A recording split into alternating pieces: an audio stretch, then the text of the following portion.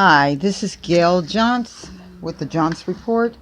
Today, I'm once again trying to figure out the best approach to stop HHC, the Indiana Marion County Health and Hospital Corporation, from trespassing on my property as they do other people in this area of Hallville, where there's a mixture of somewhat smaller businesses and kind of like no more than 1 to 5 employees working, aside from maybe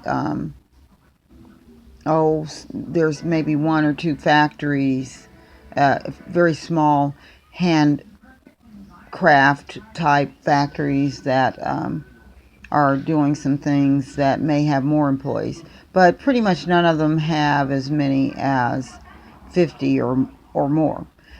And it's particularly around here, so jobs are scarce as far as the good paying jobs, unless you go out further on the outskirts of town and get jobs at places like Amazon or FedEx or some of the national companies who receive government subsidies to help them maintain employment here in Indianapolis, Indiana.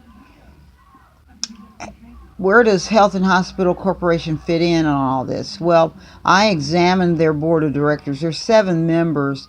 One of the members, and I'll be getting into more details about this after we file a class action lawsuit to stop the trespassing and civil rights violations that this quasi-governmental and private business type organization is allowed to do, because they amass a great deal of money when they are allowed to come out, walk on your property, point something out, and fine you anywhere up to $2,000, and have that fine placed on your property taxes. It's sort of a coalition of what they and their inspectors that go out are the vehicles to channel money to covertly to politicians and organizations, corporations. So they've got their fingers in a lot of things, gives them a lot of clout, and makes them able to violate your constitutional rights up on a whim. And they do.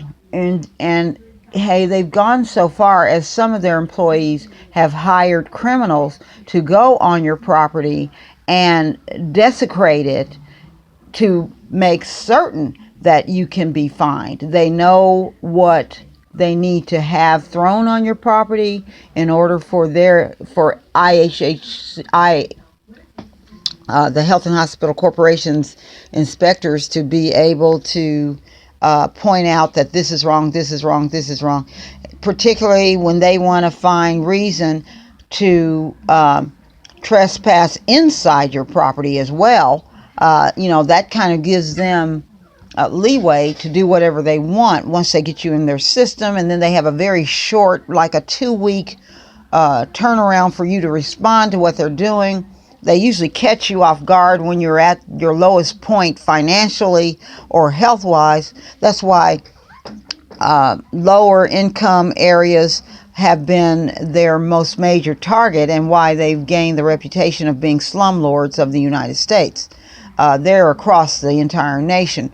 And I would really like to encourage you to send in your contributions to help hire an attorney and file a class action lawsuit to put this organization at a halt, and then to go further and sue their liaisons, which would be the utility companies that they get to help them to put you out of your home, board your home up if your utilities get turned off, giving your private information to that vehicle to come out, inspect one day, and if your utilities are off, then your boards are going to be up that following day or that next week.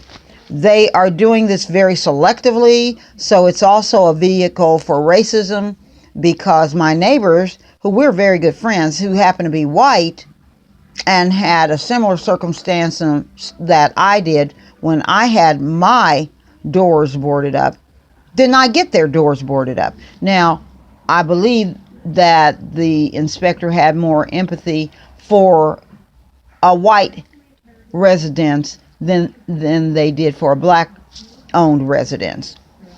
So, as you can see, it's an easy vehicle to target people for racism.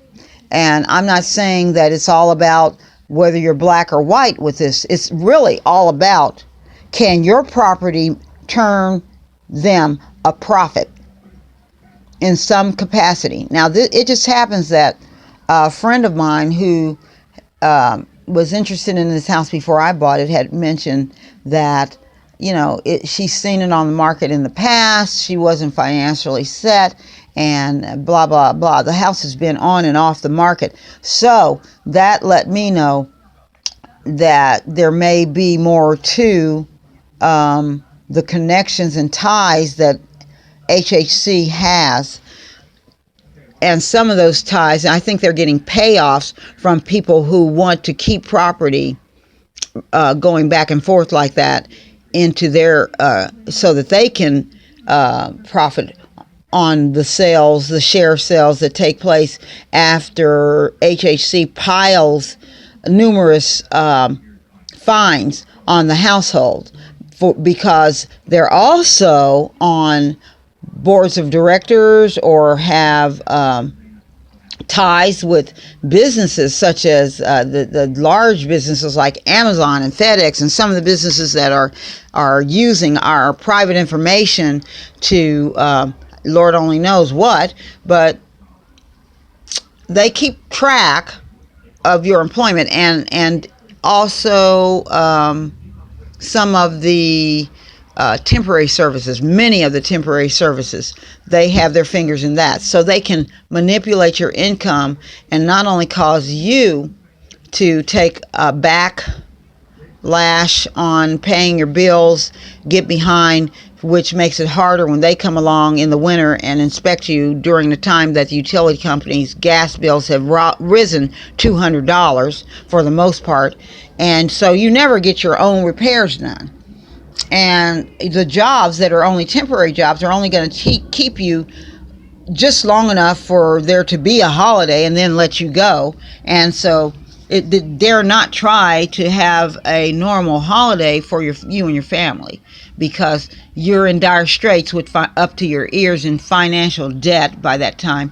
And here they come at your weakest point to fine you and trespass on your property and basically force you off of your property, put you in a project or reservation type community, just much like they did the Indians. And guess who profits from you being put there? Those very same politicians who they are making certain get their coffers filled with your money that they're selling off your houses like hotcakes for. They're keeping these people in their office, and people like Mike Pence, people like Bart Peterson, people who have known on both sides of the fence, Democrats and Republicans, who have known that illegal laws are being passed, and they just look the other way and smile pretty for the cameras so that they can get reelected by popular vote and with a little help from their friends in HHC or a covert associate of HHC. But it's a very nasty situation. It's almost to the point where it's like a coup that has band together to destroy any legitimacy to protect your rights through the United States Constitution. And again, I would like for you to please send what you can, $1, $2, $100, or $100,000. Send what you can to stop this coup from destroying the United States Constitution. Send it to 1840 Kessler Blvd, North Drive, Indianapolis, Indiana, 46222.